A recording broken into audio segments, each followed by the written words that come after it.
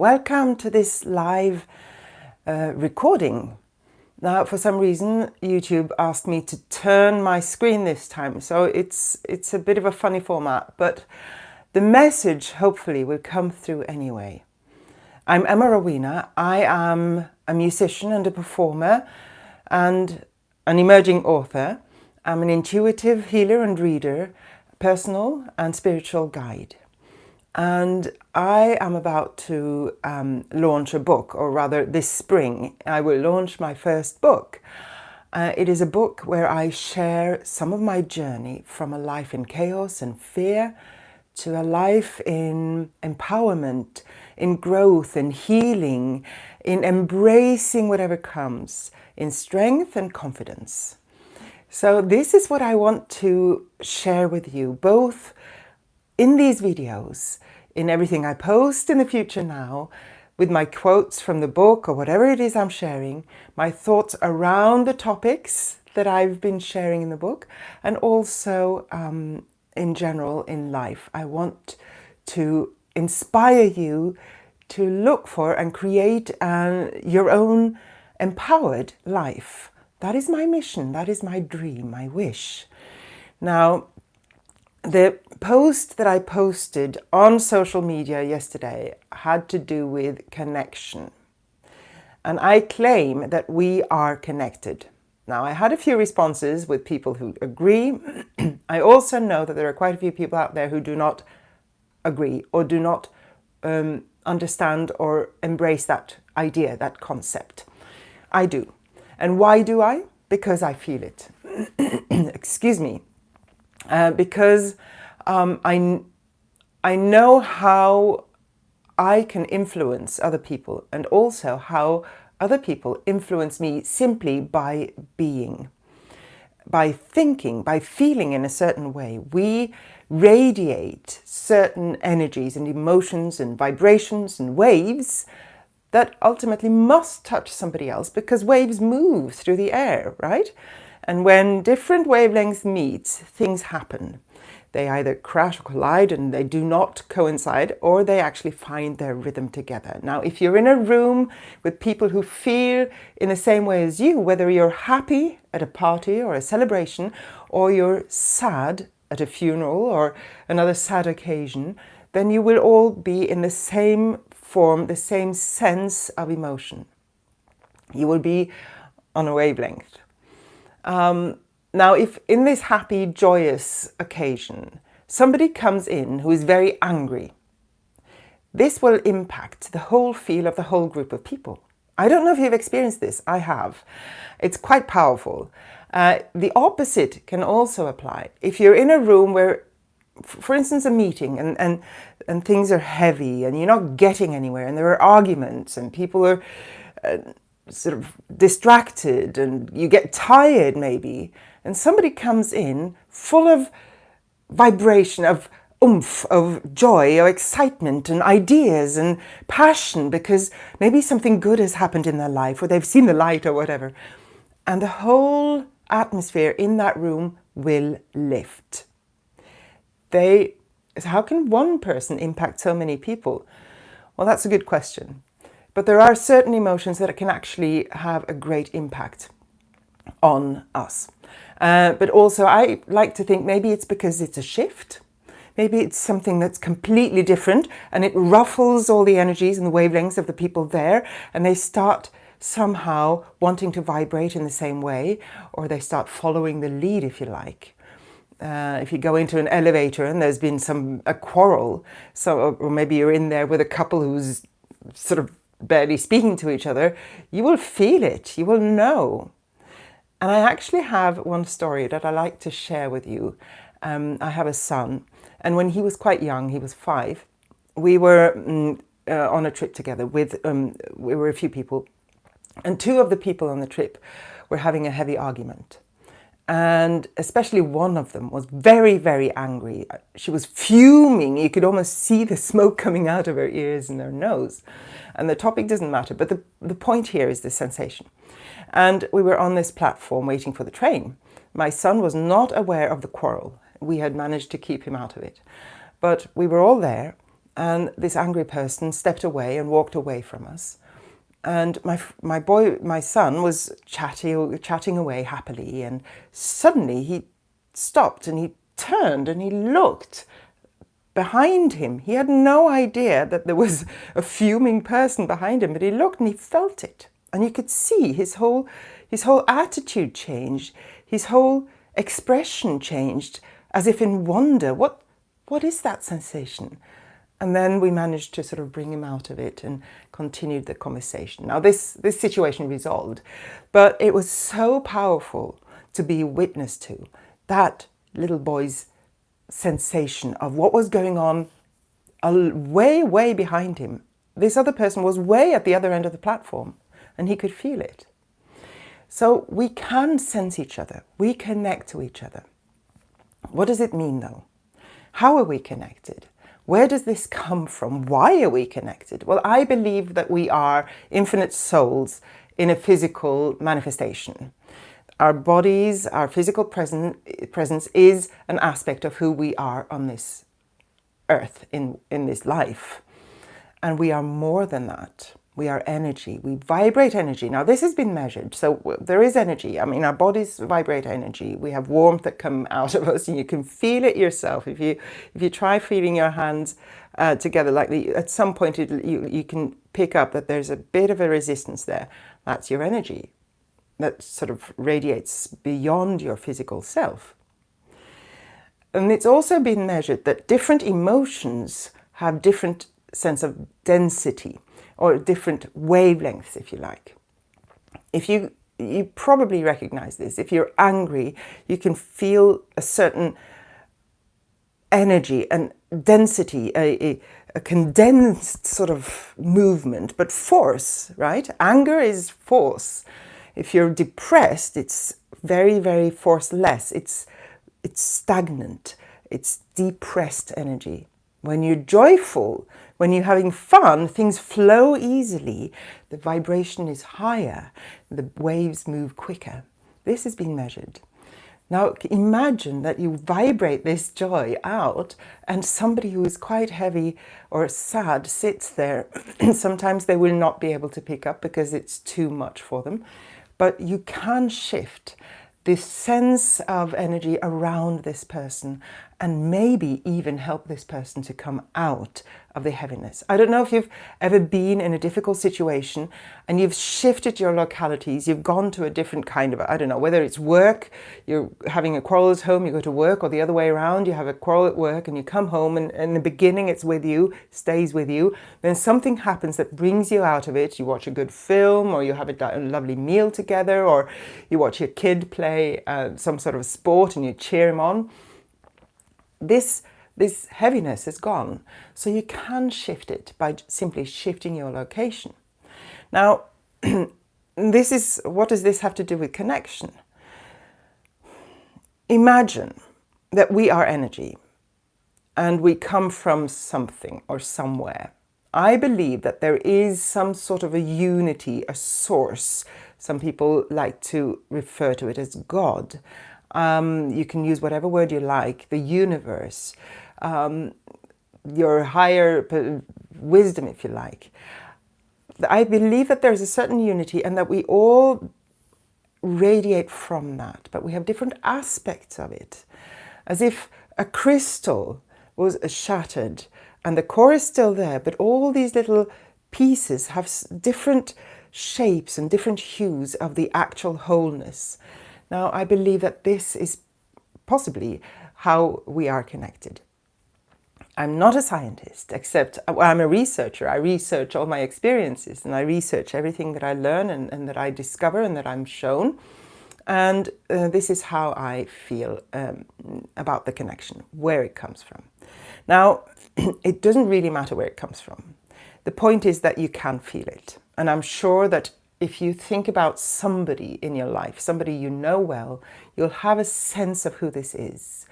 It's probably easier for you to feel what this person feels like than to visualize the actual physiognomy, the face, the structure of the face or the body. You can have a sense of a certain shape, but I think for most of us, it's easier to sense the vibration or the hue, the timbre, the color of this person. And they can do the same with you. Now, if you send out a vibration of love to that person, I believe that that vibration will be sensed at some level. You might even suddenly experience this person giving you a call.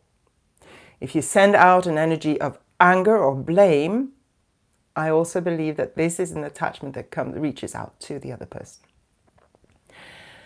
If you think about it, or the fear, we had the pandemic not long ago, if you can remember. There was a lot of fear, there was a lot of anger, there was a lot of disruption. And everybody was tapping into the fear, and the fear got stronger. And I felt it because I had friends in different factions of the different sort of the anti-vaccines, the pro-vaccines, the conspiracy, all the idea, conception of conspiracy, rejection of conspiracy.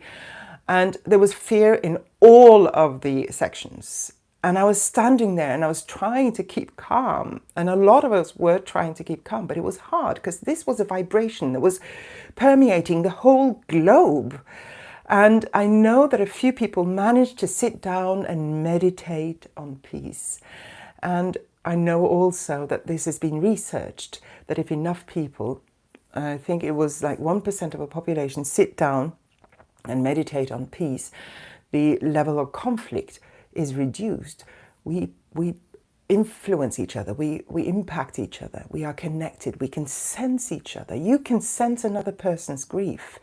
I'm sure you can. If you open up a little bit and look around you, I'm sure you can sense another person's grief or joy. Yes, a smile helps, or a frown helps to interpret, but I'm guessing that you can sense it even before you see that expression. I urge you to try it. It's an investigation, and it's quite a cool investigation. It's a lot of fun to explore this. Another experience that I've had with this connection is my son, when he's come home from school and he's felt tired, I immediately get tired. Or the other way around, if I'm at home, I've been working and something's been frustrating me, and he comes home, he gets frustrated very quickly. Now, I've learned to see this, not always immediately. Sometimes it takes a little while before I understand what's going on. And when you're in the middle of it, it is a little hard to separate yourself from it. But I've learned that the best way is, in fact, to step out of the situation, go to another room or go to the bathroom and pretend you need to go to the toilet or something. Take a moment, breathe, remember that you are you. So breathe in a centering into your core and your heart. Imagine that you're centering, you're pulling yourself into your center, and then breathe out everything that's not yours.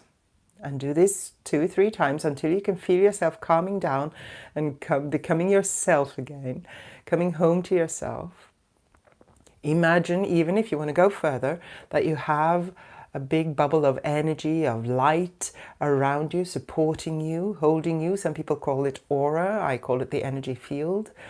Imagine it as wide on all sides, an arm's length on all sides, in front of you and behind you and above your head and below your feet. And imagine it filling up with your light. Any color that comes to you, any sense of light that comes to you, you are held in your own light. It does not mean that you're pulling yourself away from the connection to other people. It means that you can be connected from who you are.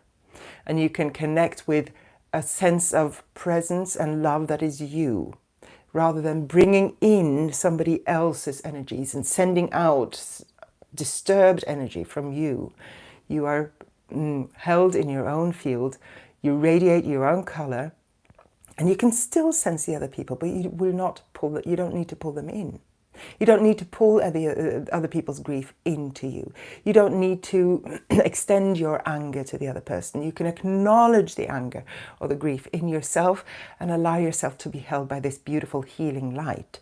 And then you can also go even further. You can imagine pulling down or sending down rays of liquid light, if you like, or roots from your feet down into the earth, so you're grounded on your own foundation. and you bring in the support of the earth, and you send out a beam of light, if you like, up to the universe, and you bring in whatever support you get from God, from the source, from the core of all that we are. And then you can stand free, still be connected, send out the love, acknowledge the disturbing feelings and sensations, and heal yourself from old wounds while you're acknowledging other people. You can acknowledge another person's grief without bringing it in or taking it in. You can acknowledge it. You can send a thought of love and connection to the other person, and that's enough. It's not your business to fix that other person, even though you're connected. See, this is where I think we go wrong many times. We believe we're connected, so we have a responsibility for each other. Yes, we have a responsibility for the whole. But as part of the whole, first of all, you have a responsibility for yourself. If you can hold yourself, hold your own, then you can think about having a responsibility for everybody else. If you cannot hold your own, how can you be responsible for anybody else? How can you share your pain? Your pain will come through. Your pain will attach you to another person. Some people feel they don't have a presence, or they cannot find their roots in this world. So we try to pull out or lean onto another person's roots. We try to draw another person's energy because we cannot find our own. If you want to be responsible for everybody else's well-being, then you start with yourself. This is a mantra that's been repeated in the spiritual world again and again and again and again, and it bears repeating again because it's so important. I just did a reading for myself concerning a vision I have, and the vision, I talk about it in the book. It's about creating a peace center for young people and children, and teaching them, empowering them to express themselves through music and art and meditation and collaboration and leadership skills. And it's taken a long time to get there. And I did a reading, a meditation on myself, looking at this, and the image was so clear. The screen I was shown, because I've been visualizing and I've been manifesting this for a long time. And I was shown a screen, and the screen was 2D. The image of where I was going, of my vision, was perfect, but it was 2D. I pulled away the screen, and behind it was the 3D dimension, this image in a 3D. Now, I don't know if you can understand what I'm saying, but my visualization of where I wanted to go, this vision, was initially only 2D because I hadn't stepped properly into it. Okay, so that's a manifestation technique that a lot of people talk about. You have to step into the situation. But when I looked at this from a perspective of a heightened awareness, which I do when I do readings for my clients and for myself, I could see that there was more to it than that. I could step into the picture, but I could not illuminate it until I had illuminated myself. Until I had dared to radiate with all my love in my heart, in my center, and dared to heal the pain, which I talked about in a live video on Monday. To heal my old pain, I mean, really heal it, really look at it with compassion. Go in there, hold the pain, and allow it to float, to release out through me, and then allow myself to radiate, to embrace the love within me. Until I could do that, I could not hold that vision, because that vision is based on love. And in order for me to impact this young generation, I have to take care of myself. And this has been my whole journey. But it was interesting for me because I realized I wasn't there yet. And doing these readings, you can get clear on exactly what it is that you need to do and where you are in relation to what you're looking for. And it was clear that taking care of my own vibration so that I can impact people, I can touch people, I can be connected from the level that I want to create this vision. Until I can do that, I'm not going to create that vision. It's still there, it will happen. And I'm not giving up because I know that this is part of the journey. This is part of the enlightenment that I'm looking for, that we come from, that we are connected through. Another thing that I would like to bring forward is in relation to other people. How do we relate to other people when we're connected and we don't always realize how we're connected, right? There can be old things going on, old mechanisms, and you get triggered and you react rather than step back and see the other person. Because we are connected from old wounds, old stories, old patterns. So we're connected in a good way through our souls, our heart, our light, and then also in the more disruptive ways through the old ties and bonds and discords, if you like, that come from our human experience of trying to be people in a faltering way, being taught by people who haven't been taught in the best way, and so it goes as a loop from generation to generation. Well, you can break this. You can break it by doing what I was saying, embracing yourself, doing that beautiful work, inner work for yourself.